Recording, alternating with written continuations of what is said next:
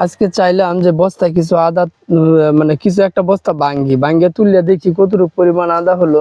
আসলে দেখানোর জন্য চেষ্টা করলাম। দেখেন আদার পরিমাণটা যে আসলে এই দেখেন এই ফানাটা যে হয়েছে, এই ফানাটা, এই যে ফানাটা দেখতেছেন, এই যে ফানাটা, এই এগুলো কিন্তু বড় হবে আরো। আসলে তোলার সময় হয় না, আরো 2 মাস সময় আছে। তারপর আমি শুধু তুলা দেখানোর জন্য চেষ্টা করলাম।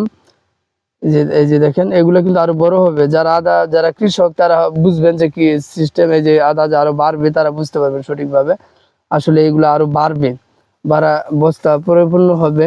একটা তুলে আপাতত চেষ্টা করলাম। এই দেখেন চেষ্টা মানে করলাম দেখানোর জন্য যে কি অবস্থায় আছে বর্তমানে অবস্থা, এই যে পরিমাণে এই অবস্থায় আছে। আমার জন্য সকলে আশীর্বাদ করবেন যেন সফলতা অর্জন করতে পারবে।